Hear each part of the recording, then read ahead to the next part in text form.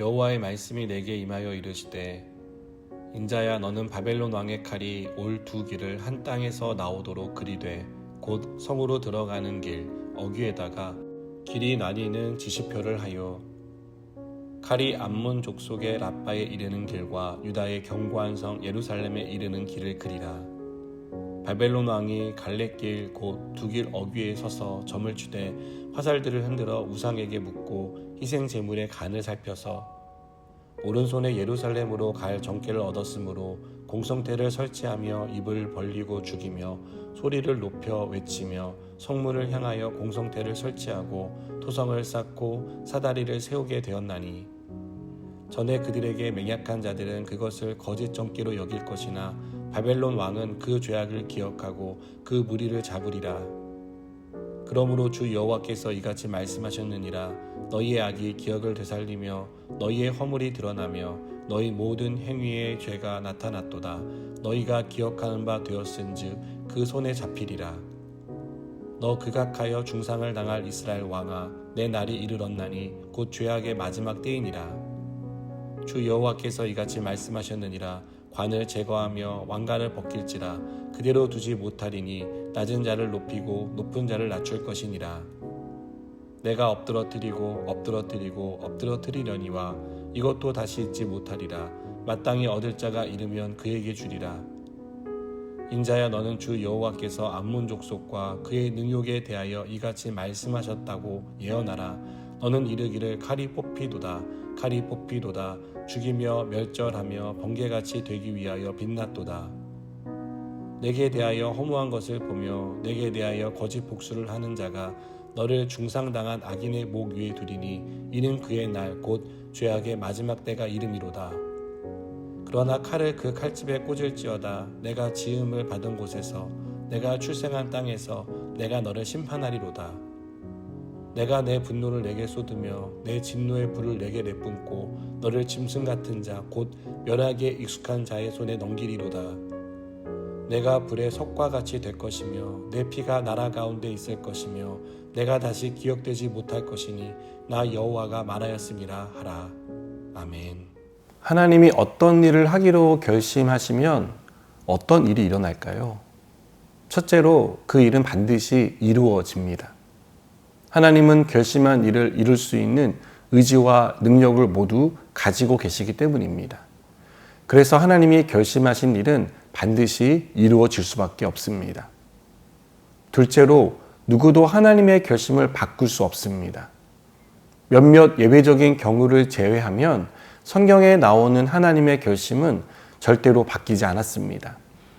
이스라엘 백성의 죄에 대해 노아, 다니엘, 욥이 있다 하더라도 그들만 구원을 받을 뿐이지 그들이 백성 전체를 구원할 수 없다고 말씀하신 이유이기도 합니다. 하나님은 결심한 것은 이루십니다. 특히 심판에 대해서는 무서울이 많지 결심한 것을 이루시는 것을 알 수 있습니다.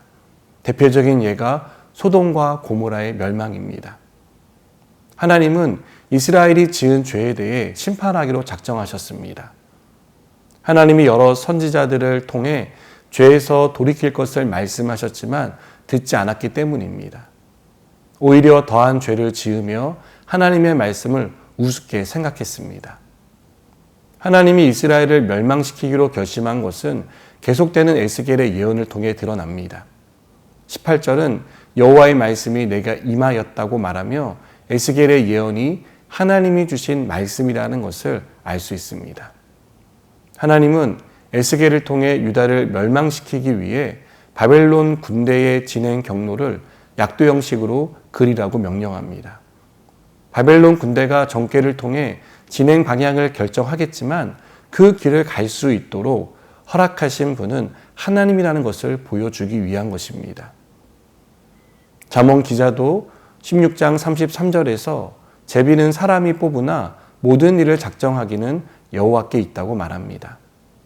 제 아무리 바벨론 군대라 해도 하나님의 허락이 없이는 유다를 침략할 수 없었습니다.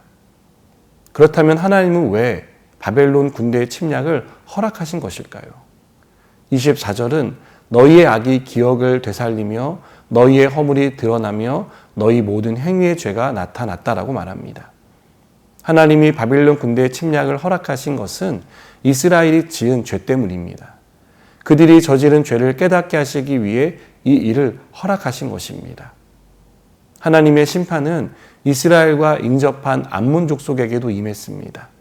암몬 족속은 유다가 멸망하는 것을 보며 조롱하고 비웃던 자들입니다. 하나님은 이들의 죄도 유다가 지은 죄에 묻지 않다는 것을 말씀하며 심판하십니다. 우리는 이스라엘과 암몬의 멸망이 하나님의 결심에서 비롯되었다는 사실을 기억해야 합니다. 하나님은 죄에 대해 심판하기로 결심하십니다. 그만큼 죄를 싫어하십니다. 우리는 죄에 대해 어떤 태도를 가지고 있습니까? 하나님이 죄를 심판하신다는 사실을 의식하며 살고 있습니까? 죄를 싫어하고 가능한 죄를 피하려고 애쓰고 있습니까? 하나님은 죄에 대해 철저하게 심판하십니다. 모두가 알 수 있을 만큼 죄에 대해서만큼은 철저하십니다. 이 사실을 잊지 않았으면 좋겠습니다. 그래서 죄에게 굴복하지 않고 승리하는 저와 여러분 되기를 바랍니다. 기도하시겠습니다. 하나님, 우리는 죄의 유혹에 쉽게 노출됩니다. 그 죄의 영향력 아래 살아갈 때가 많습니다. 그러나 이제는 그 죄의 영향에서 벗어나게 하시고 하나님의 은혜 안에 거하는 삶을 살아가게 하여 주시옵소서. 예수님의 이름으로 기도드립니다. 아멘.